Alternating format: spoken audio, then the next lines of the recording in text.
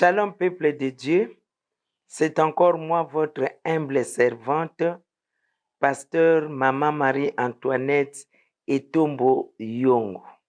Je vous salue tous dans le nom précieux de notre Sauveur Jésus-Christ. Bien-aimés dans le Seigneur, nous continuons avec notre témoignage et j'aimerais bien faire un petit rappel par rapport à ma rencontre avec la fille burkinabé. Souvenez-vous de la prière faite en Israël après le baptême. Il y a eu un message, une prophétie que je devais servir l'Éternel à mon retour et comme signe, je me rencontrerai avec une femme burkinabé stérile. Je devrais prier pour la femme et suite à ma prière, la femme aura des enfants. Et c'est ce qui était arrivé. Quand je suis rentré à Kin, je me suis finalement rencontré avec la burkinabé à Matongé sur l'avenue Bokuma. C'est là où nous nous sommes rencontrés. Et j'avais prié pour la dame en question. Elle ne concevait pas, elle avait quitté Burkinabé pour Kinshasa en soins médicaux. Parce que son mari était mécanicien à l'époque dans une compagnie aérienne. Et elle est venue rejoindre son mari pour les soins médicaux. J'avais prié. D'abord, elle a accepté Jésus-Christ comme Seigneur et Sauveur. Et elle a reçu aussi son baptême. Et elle a eu aussi son premier bébé après notre prière. Bien sûr, quelques mois après. Et elle est rentrée au Burkina Faso. J'ai quitté la maison que j'ai louée à Matongé pour ailleurs. Et après moi, cette dame était encore revenue. Et Dieu l'avait encore bénie avec un autre enfant. Le premier enfant, c'était un garçon. Après notre prière. Et le deuxième enfant aussi, c'était un garçon. Mais Dieu est bon. Il avait fait en sorte que, malgré que je n'habitais plus Matongé, que je n'avais plus ses repères, mais Dieu, par le truchement d'une sœur qui est déjà partie au ciel, paix à son âme, nous nous sommes encore retrouvés avec la burkinabé. Là, j'avais commencé déjà l'église évangélique La Résurrection. Elle est venue avec ses 2 enfants à l'époque. Aujourd'hui, je ne sais pas si elle a combien d'enfants, mais à l'époque là, elle en avait déjà 2. Et elle est venue présenter les 2 enfants à l'église et témoigner ce que Dieu avait fait dans sa vie par moi. Voilà la prophétie de 86, si j'ai bonne mémoire, en Israël. Dieu a pu réaliser cela ici à Kinshasa. Moi qui croyais aller au Burkina Faso. Bien-aimé, notre Dieu est grand.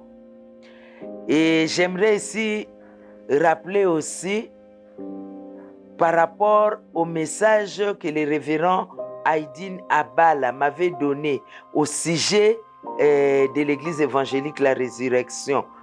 Quand il m'avait dit que voilà, le Seigneur te réclame, il m'a demandé seulement de t'encadrer. Je n'avais pas des ordres à te donner, seulement t'encadrer. Il t'a appelé pour une mission.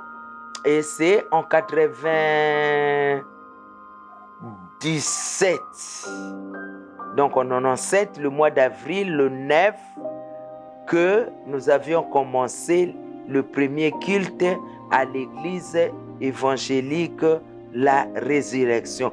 Là, le révérend pasteur Aïdine Abala était encore en vie.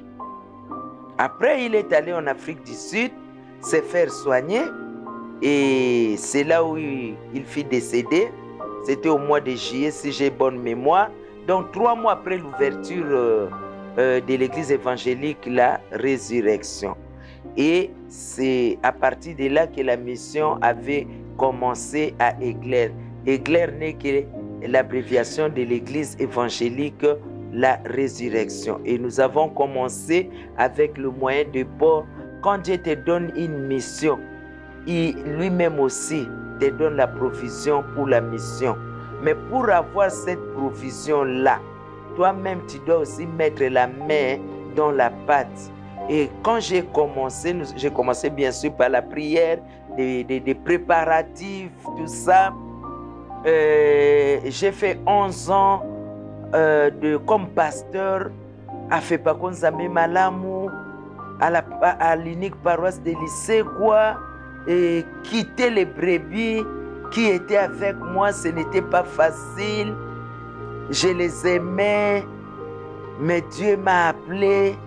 Il fallait quand même que j'aille à la mission.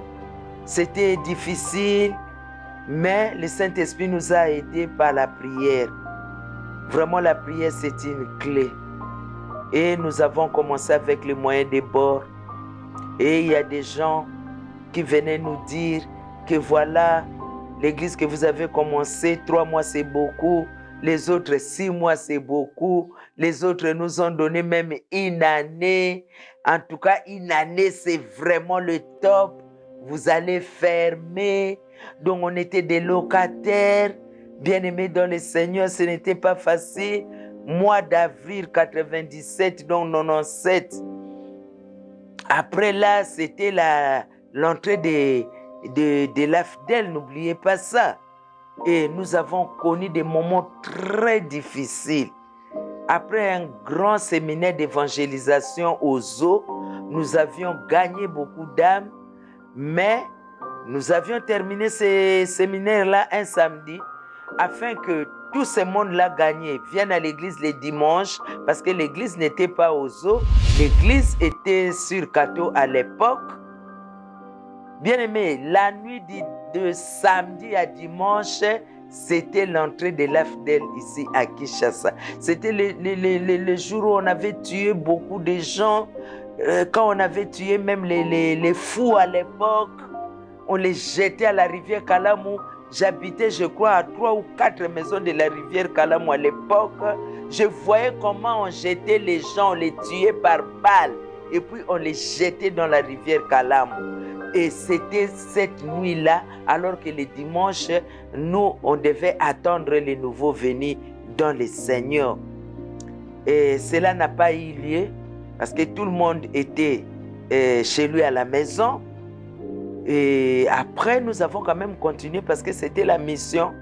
Personne ne peut arrêter l'œuvre de Dieu, même pas la guerre.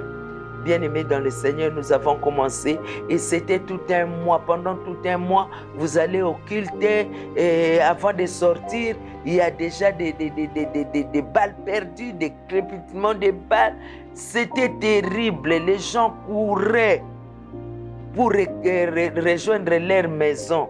Donc, pour que quelqu'un vienne à l'église, il doit réfléchir pour venir. Mais comme Dieu est Dieu, il est le souverain, les gens venaient quand même. Et c'est comme ça que nous avons commencé Église évangélique, la résurrection, avec comme message la restauration et la réconciliation. D'abord, la réconciliation de l'homme avec Dieu, la réconciliation de l'homme avec son prochain et la réconciliation de l'homme avec lui-même. Parce qu'il y a des hommes, des gens qui se détestent eux-mêmes. Alors, il fallait les appeler à se réconcilier avec eux-mêmes et suivi de la restauration. Une fois qu'une personne se réconcilie avec Dieu, Dieu commence l'œuvre de la restauration dans la vie de la personne. C'est ça notre message. Et avec comme mission aussi la récupération du chrétien rétrograde, c'est-à-dire quelqu'un qui a déjà accepté Jésus-Christ comme son Seigneur et Sauveur, mais qui par faiblesse ou par un événement quelconque, il se retire non seulement de l'église, mais il se retire de tout, quoi.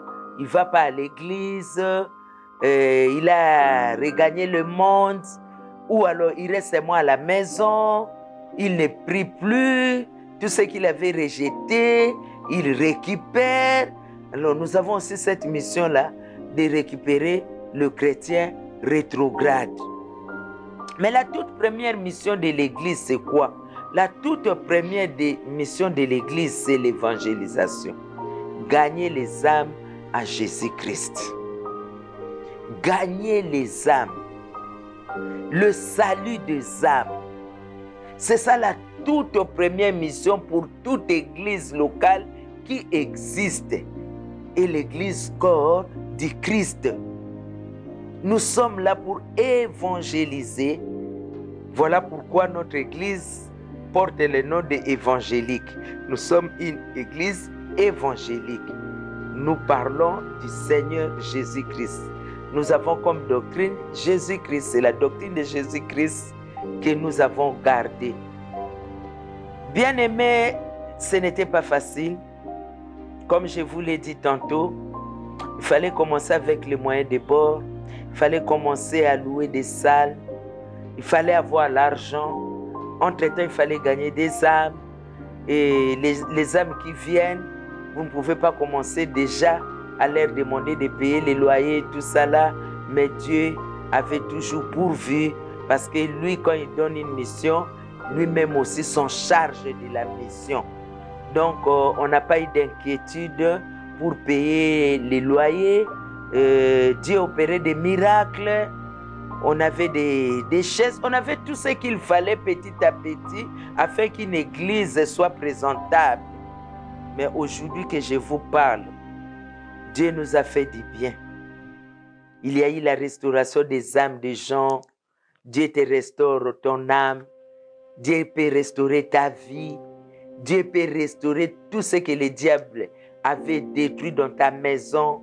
Il est le réparateur de brèches. Il restaure le chemin et il rend le pays habitable. Bien-aimés dans le Seigneur, aujourd'hui que je vous parle, nous ne sommes plus locataires. Nous avons acheté une parcelle à nous. Nous sommes en train de construire. Nous sommes déjà au 3e niveau de la bâtisse, l'immeuble que l'Éternel lui-même construit à travers nous. C'est ça la provision de Dieu. Et nous n'avons pas seulement cette bâtisse-là. Dieu nous a donné des hommes. Dieu nous a donné des femmes. Dieu nous a donné des enfants. Dieu nous a donné des gens qui sont venus et qui ont obtenu leur salut par rapport à la parole qu'ils ont écoutée. Dieu opère des miracles. Le premier miracle, c'est la transformation de l'homme. Donc tu n'es plus l'homme que tu étais avant, un païen. Tu deviens un chrétien. Tu changes d'identité. C'est ça la première transformation.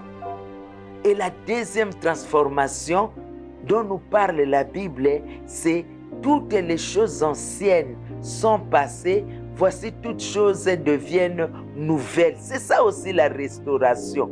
Tu ne vis plus par rapport à ton passé, mais tu vis ton présent qui prépare ton avenir. Et ce présent que tu vis, c'est un présent restauré. Tu n'es plus la même personne qu'auparavant. Auparavant, tu n'étais qu'un païen. Auparavant, tu ne connaissais pas Dieu. Auparavant, peut-être tu as connu Dieu et puis tu es devenu rétrograde. Mais quand il te récupère, tu n'es plus un chrétien charnel. Tu n'es plus un chrétien rétrograde. Tu deviens vraiment un chrétien, fils de Dieu. Et c'est la mission que Jésus-Christ est venu faire ici sur la terre. C'est de gagner des âmes pour son Père. C'était ça. C'est la raison pour laquelle il est passé à la croix. Il n'est pas passé à la croix en vain. Il est passé à la croix afin que nous ayons la vie et la vie éternelle, afin que personne ne périsse, dit le livre de Jean 3,16. Bien-aimés, vous qui nous suivez et vous qui nous avez suivis déjà depuis le premier jour quand nous avions commencé ces messages, je crois que vous avez compris comment Dieu peut appeler quelqu'un du néant, de la poussière à la gloire. J'étais vraiment néant. Je ne connaissais pas Dieu. Je ne connaissais pas la parole de Dieu. Je ne maîtrisais pas la parole de Dieu. Ce n'était même pas mon besoin.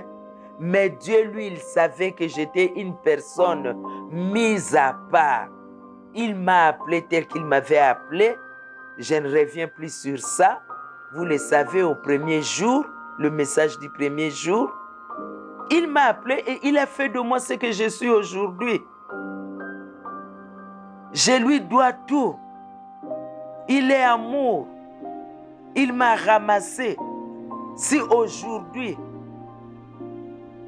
quelques personnes peuvent parler de moi, c'est à cause de ce grand Dieu. C'est à cause de l'amour de notre Dieu. C'est cet amour-là qui a fait qu'il m'attire vers lui, qu'il me donne le salut, la vie éternelle.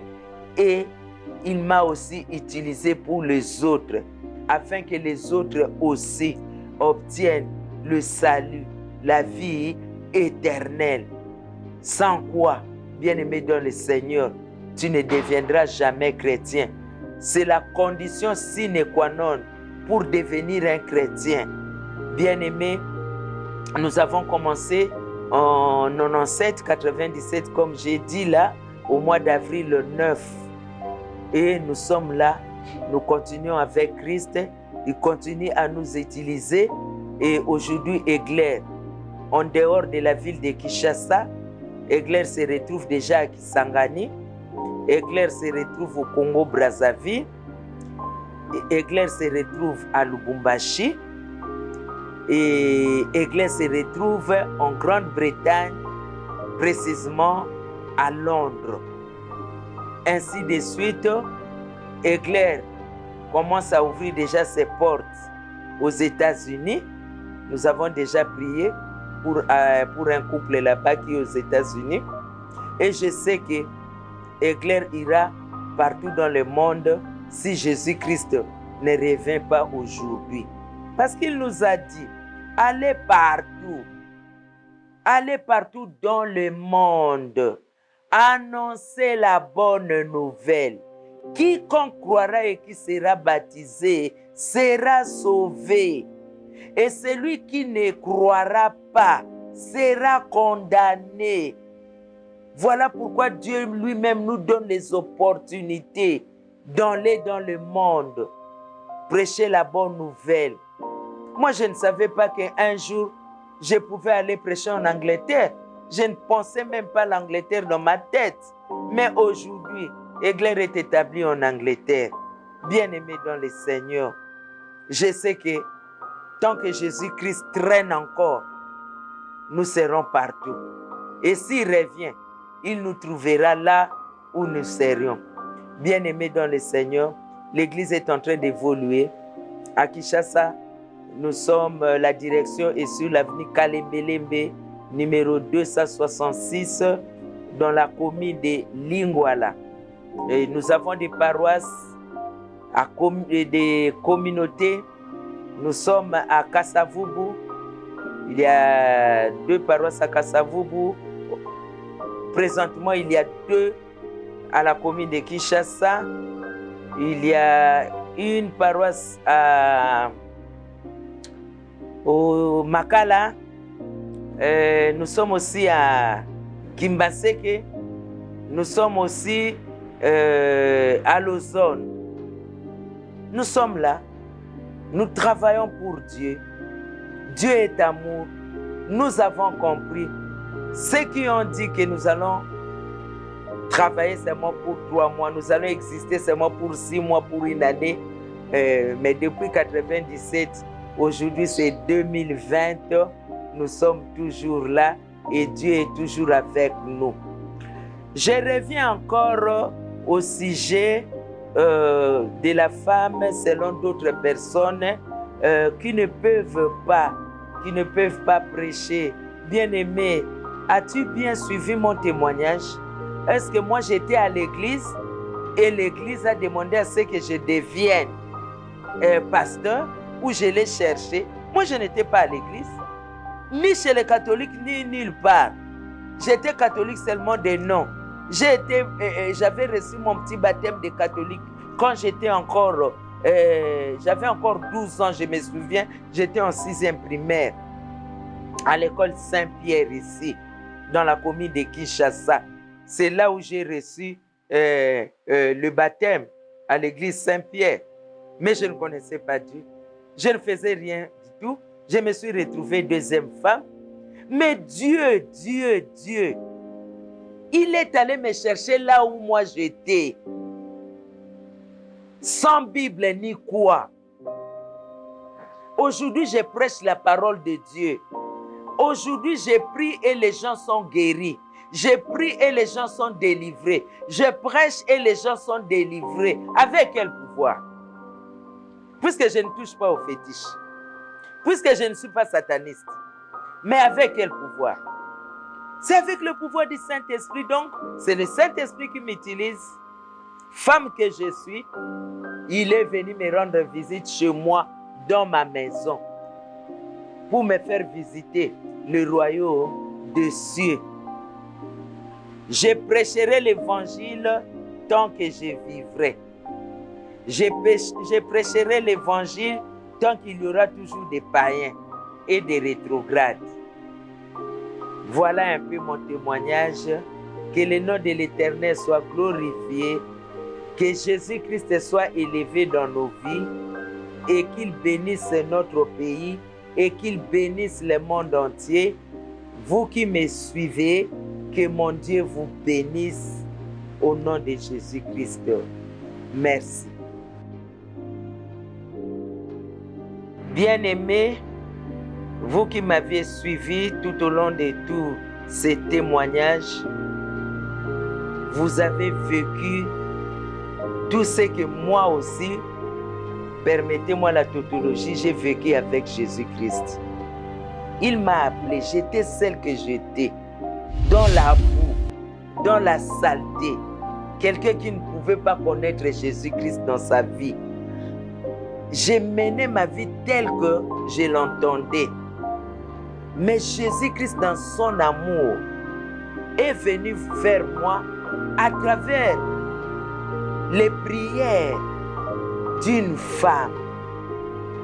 Bien-aimée dans le Seigneur, si aujourd'hui je suis celle que je suis, en train de parler de l'Éternel, c'est une grâce. C'est une grâce, je n'ai rien mérité. C'est Dieu-là qui m'a aimé et qui m'aime encore. Vous aime aussi. Tel que vous êtes là, il vous aime. Aujourd'hui, il m'envoie aussi vers vous. Raison pour laquelle vous me suivez. Il m'envoie aussi vers vous. Afin que vous vous abandonnez aussi entre ses saintes mains. Par rapport à ce que vous avez écouté, par rapport à ce que vous avez suivi. Ne pouvez-vous pas donner votre vie à Jésus-Christ? Vous ne perdrez rien du tout. Au contraire, vous allez gagner la vie éternelle. Si j'étais resté tel que j'étais là, que serais-je aujourd'hui? Bien-aimé, ce n'était pas l'aisance, ce n'était pas l'argent, ce n'était pas ma classe sociale qui a fait de moi ce que je suis aujourd'hui. J'avais ce que je pouvais avoir en ce moment-là, mais j'étais païenne. J'avais une vie perdue. Mais aujourd'hui, avec Jésus-Christ, il a restauré mon âme. Il a guéri mon cœur. Je lui appartiens. J'ai changé d'identité. Il m'appelle aujourd'hui sa fille. Aujourd'hui, j'ai compris pourquoi Jésus-Christ était-il passé à la croix. C'était à cause des gens comme moi. Vous aussi, demain, il sera agréable que vous parliez aussi aux autres, tel que moi je le fais maintenant pour vous. Je vous invite à donner votre vie à Jésus-Christ en l'acceptant seulement comme Seigneur et Sauveur. Acceptez-le dans votre cœur. Confessez de votre bouche que Jésus-Christ est Seigneur. Dis seulement, Jésus-Christ vient dans ma vie. Je t'accepte comme Seigneur et Sauveur. Viens dans ma vie. Viens habiter en moi. Moi, je ne veux plus vivre. Mais toi, viens vivre en moi. Bien-aimé dans le Seigneur, cette petite et courte prière, c'est ta vie qui s'ouvre maintenant. C'est ta vie qui s'ouvre maintenant. C'est le salut que tu reçois maintenant. Et ce salut ne te quittera plus jamais, à moins que tu renies Christ. Mais j'espère que comme moi je ne l'ai pas renié, tu ne le renieras jamais. Il est tellement bon, il est tellement amour, il est avantageux pour toi de le recevoir et de le garder comme ton Seigneur et Sauveur. Et tu deviendras fils du Très-Haut, fille du Très-Haut, et ta maison sera bénie par toi, parce que tu as invité Jésus-Christ dans ta vie. Voilà ce que j'avais à vous dire pour clôturer ces témoignages en beauté avec Jésus-Christ notre Seigneur. Qu'il vous bénisse. Merci à vous qui avez donné votre vie au Seigneur Jésus-Christ. Merci à vous qui venez maintenant de l'accepter comme Seigneur et Sauveur. Soyez bénis.